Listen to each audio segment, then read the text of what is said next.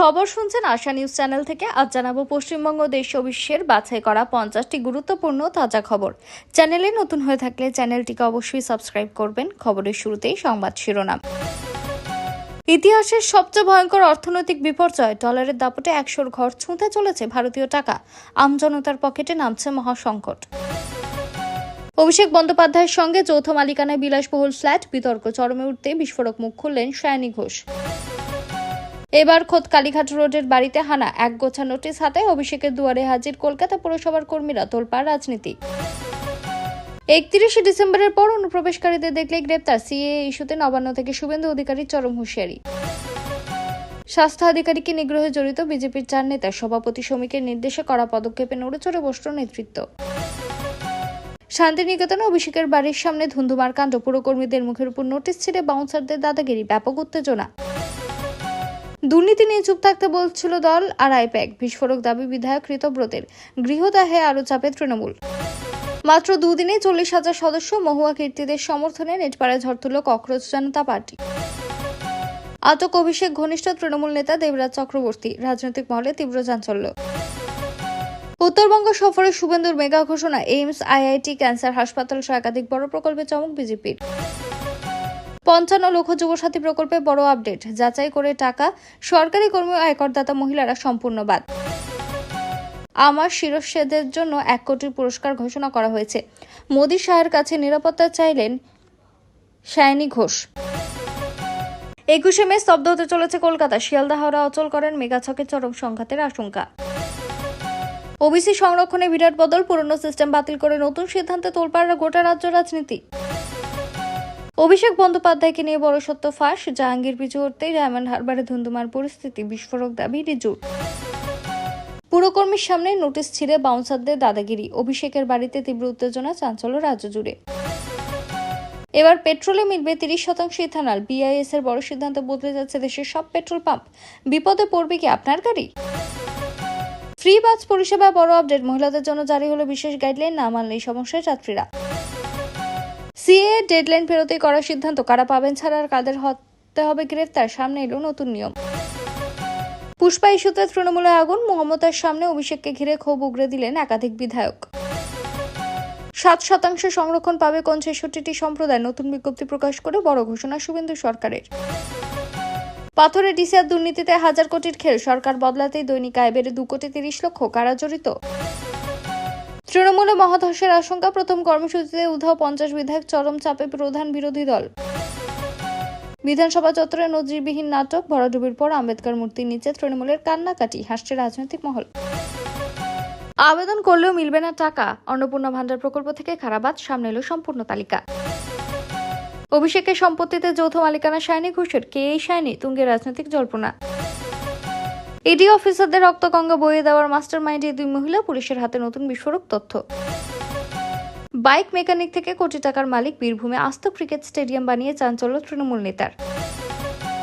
ভোটেই যখন নেই তবে কেন সুরক্ষা, জাহাঙ্গীরের নিরাপত্তা কাটতে হাইকোর্টের রাজ্য, কি বলল আদালত। সরকারি চাকরি হলে মিলবে না অন্নপূর্ণা যোজনা, নতুন শর্ত জারি করে বড় সিদ্ধান্ত রাজ্য সরকারের। বিকেল 5:10 অভিষেকের বাড়িতে সাঁটানো নোটিশ, মাত্র 1 মিনিটের মধ্যে ছিঁড়ে ফেললেন বাউন্সার, এবার কি ব্যবস্থা নেবে পুর নিগম? 75 মহিলা ওবিসি শ্রেণী বাতিল, 66 নতুন হিন্দু অনগ্রসর শ্রেণীর ঘোষণা করে বড় সিদ্ধান্ত বাংলার গেরুয়া সরকারের। দেবরাজকে ছাড়, গ্রেপ্তার ঘনিষ্ঠ অমিত, এসআইটি সূত্রে বুধবার সকালেই সামনে এলো বড় আপডেট। তৃণমূল পরিচালিত পৌরসভায় পাঠালো অভিষেকের নোটিশ, বিধানসভায় তীব্র ক্ষোভ উগরে দিল মমতা, চাপে ফিরহাদ। জাহাঙ্গীর কাণ্ডে তৃণমূলের অন্দরে ভয়ঙ্কর বিদ্রোহ, 3 বিধায়ককে জরুরি তলব মমতা বন্দ্যোপাধ্যায়ের। এরপর দেখে নেব বিস্তারিত খবর। পশ্চিমবঙ্গের বহুল চর্চিত যুবশক্তি ভরসা কার্ড বা যুবশক্তি স্কিম নিয়ে এবার বড় আপডেট সামনে এসেছে। বর্তমানে যে খবর ঘিরে সবচেয়ে বেশি আলোচনা হচ্ছে তা হলো, নতুন সরকার আপাতত জুন মাস থেকে 3,000 বেকার ভাতা চালু করছে না, ফলে বহু শিক্ষিত বেকার যুবক যুবতীকে আরও কিছুদিন অপেক্ষা করতে হতে পারে। কি এই যুবশক্তি স্কিম? এটি মূলত পশ্চিমবঙ্গের নির্বাচনের আগে ঘোষিত একটি প্রতিশ্রুতিমূলক প্রকল্প। এই প্রকল্পে প্রতিশ্রুতি দেওয়া হয়েছিল শিক্ষিত বেকার যুবকদের মাসে 3,000 টাকা করে আর্থিক সাহায্য দেওয়া হবে, ডিবিটির মাধ্যমে সরাসরি ব্যাংক অ্যাকাউন্টে টাকা ঢুকবে। যুবশক্তি ভরসা কার্ড দেওয়া হবে অযোগ্য আবেদনকারীদের ছাড়া যোগ্য আবেদনকারীদের। কিন্তু সমস্যা কোথায়? সর্বশেষ রিপোর্ট অনুযায়ী এখনো পর্যন্ত প্রকল্পের সরকারি গেজেট নোটিফিকেশন প্রকাশ হয়নি। আবেদন প্রক্রিয়া আনুষ্ঠানিকভাবে শুরু হয়নি। জুন মাস থেকে টাকা পাওয়া যাবে এমন নিশ্চয়তা সরকার দেয়নি। প্রশাসনিক অনুমোদন ও ক্যাবিনেট ক্লিয়ারেন্স বাকি রয়েছে। তাহলে কি ৩,০০০ টাকা ভাতা বন্ধ? সম্পূর্ণভাবে নয়, তবে আপাতত অপেক্ষা বাড়ছে। বিভিন্ন রিপোর্টে বলা হয়েছে সরকার প্রকল্প চালু করতে আগ্রহী, কিন্তু বাস্তবায়নের জন্য সময় লাগবে। যোগ্যতা, বয়সসীমা, আবেদন পদ্ধতি সবকিছু চূড়ান্ত নিয়ম এখনো প্রকাশ হয়নি। কারাই সুবিধা পেতে পারেন? যদিও চূড়ান্ত নিয়ম প্রকাশ হয়নি, সম্ভাব্য যোগ্যতা হিসেবে যে আলোচনা চলছে, পশ্চিমবঙ্গের স্থায়ী বাসিন্দা, শিক্ষিত, বেকার যুবক যুবতী, এমপ্লয়মেন্ট এক্সচেঞ্জে নাম নথিভুক্ত থাকতে পারে, নির্দিষ্ট বয়সসীমা থাকতে পারে। আগে স্কিমের কি হবে? বর্তমানে বাংলা যুবসাথী নামের ১৫০০ টাকার মাসিক ভাতার একটি প্রকল্প চালু রয়েছে। অনেকের রিপোর্টে দাবি করা হয়েছে নতুন যুবশক্তি স্কিম চালু হলে পুরনো স্কিমের পরিবর্তে সেটি আসতে পারে। সবচেয়ে বড় আপডেট, এখনো পর্যন্ত ৩,০০০ টাকা ভাতা চালুর নির্দিষ্ট তারিখ নেই। আবেদন পোর্টাল খোলেনি। জুনে টাকা পাওয়ার নিশ্চয়তা নেই। সরকারি ঘোষণা না হওয়া পর্যন্ত কোনো ভুয়ো লিঙ্ক বা ফর্মে আবেদন না করার পরামর্শই দেওয়া হয়েছে সরকারের তরফ থেকে। পশ্চিমবঙ্গের অর্থনৈতিকভাবে অনগ্রসর ও দরিদ্র পরিবারের মহিলাদের জন্য বড় ঘোষণা করল রাজ্যে নবগঠিত বিজেপি সরকার। রাজ্যে এবার পুরোদমে চালু হতে চলেছে প্রধানমন্ত্রী উজ্জ্বলা যোজনা 3.0। এর ফলে রাজ্যের লক্ষাধিক মহিলা সম্পূর্ণ বিনামূল্যে রান্নার গ্যাসের সংযোগ এবং সরকারি ভর্তুকির সুবিধা পাবেন। নতুন মন্ত্রিসভার প্রথম বৈঠক শেষে সুখবর জানান মুখ্যমন্ত্রী। তিনি সাংবাদিকদের মুখোমুখি হয়ে বলেন, দীর্ঘদিন ধরে রাজ্যে কেন্দ্রের একাধিক জনকল্যাণমূলক প্রকল্প থমকে ছিল। এবার থেকে উজ্জ্বলা যোজনার পাশাপাশি প্রধানমন্ত্রী জন আরোগ্য যোজনা, প্রধানমন্ত্রী ফসল বীমা যোজনা, প্রধানমন্ত্রী শ্রী বিশ্বকর্মা এবং বেটি বাঁচাও বেটি পড়ার মতো সমস্ত কেন্দ্রীয় প্রকল্প বাংলা একযোগে রূপায়িত হবে।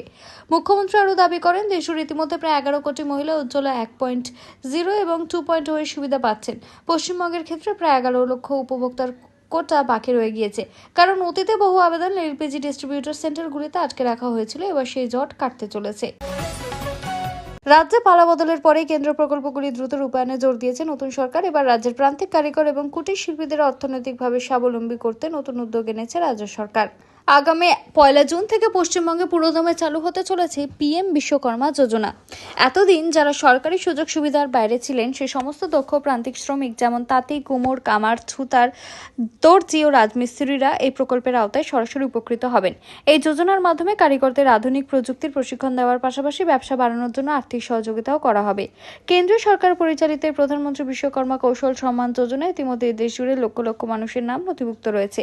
এবার রাজ্যের যোগ্য প্রার্থীরাও সুবিধা পাবেন।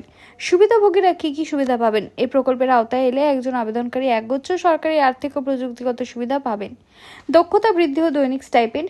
আবেদনকারীরা আধুনিক কাজের জন্য বিশেষ প্রশিক্ষণ দেওয়া হবে। সবচেয়ে বড় বিষয়, প্রশিক্ষণ চলাকালীন কারিগররা প্রতিদিন 500 টাকা করে দৈনিক ভাতা পাবেন। বিনামূল্যে আধুনিক সরঞ্জাম। প্রশিক্ষণ শেষে নিজের কাজকে আরো উন্নত করতে 15,000 টাকা টুল কিট ইনসেন্টিভ দেওয়া হবে, যার মাধ্যমে তারা আধুনিক যন্ত্রপাতি কিনতে পারবে। সহজ শর্তে স্বল্প সুদে ঋণ। ব্যবসা শুরু বা বাড়ানোর জন্য জামানতবিহীন ঋণের সুবিধা মিলবে। প্রাথমিক কিস্তিতে 18 মাসের জন্য 1 লক্ষ টাকা ঋণ দেওয়া হবে। এই ঋণ সময়মতো পরিশোধ করলে পরবর্তী 30 মাসের জন্য আরো 2 লক্ষ টাকা অতিরিক্ত ঋণ পাওয়া যাবে। ক্ষমতায় এসে প্রতিশ্রুতি পূরণে তৎপর বিজেপি। পূর্বে দেওয়া কথা মতোই 1 জুন থেকে কার্যকর হতে চলেছে অন্নপূর্ণা ভান্ডার। নবান্নের প্রথম ক্যাবিনেট বৈঠক থেকে অন্নপূর্ণা ভান্ডারের ঘোষণা করেছিলেন মুখ্যমন্ত্রী। এবার সেই নিয়ে বিজ্ঞপ্তি জারি করল নারী ও শিশু উন্নয়ন এবং সমাজ কল্যাণ দপ্তর। কারা কারা পাবেন ভাতা, কারা বাদ যাবেন জেনে নিন। কারা পাবেন না অন্নপূর্ণা ভান্ডার? রাজ্য সরকারের তরফে বিজ্ঞপ্তি জারি করে বলা হয়েছে, বাংলার মহিলাদের আর্থিকভাবে স্বনির্ভর এবং সামাজিকভাবে শক্তিশালী করে অন্নপূর্ণা যোজনা প্রকল্প চালু করা হচ্ছে।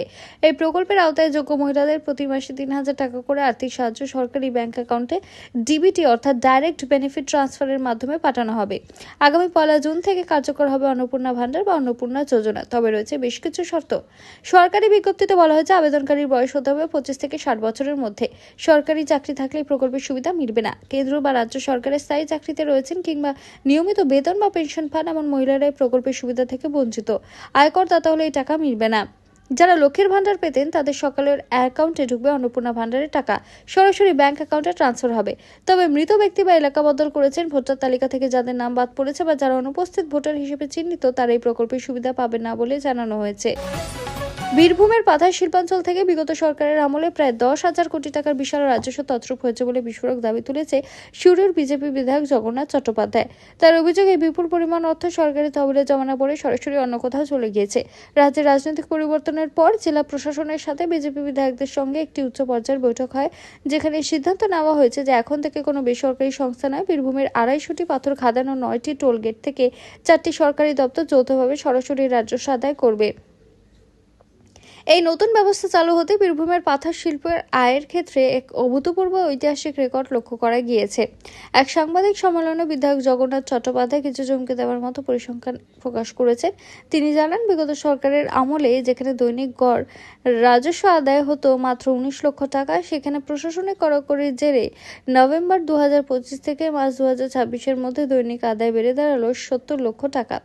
এরপর নতুন সরকার ও জেলা প্রশাসনের যৌথ তদারকিতে গত 17 মে আদায় হলো 1,20,00,000 টাকা এবং মাত্র 24 ঘন্টার ব্যবধানে 18 মে সে রাজস্বের এক লাফে বেড়ে দাঁড়িয়েছে 2,30,00,000 টাকায়। বিধায়কের দাবি, সরকারি নজরদারি রাজস্ব থাকলে দৈনিক আয়ও কোটি টাকা ছোঁয়া সম্ভব। এই বিপুল আয়ের খতিয়ান সামনে আনার পর থেকেই বিগত আমলে 10,000 কোটি টাকার আর্থিক অনিয়মের উচ্চ পর্যায়ের তদন্তের দাবি জানানো হয়েছে।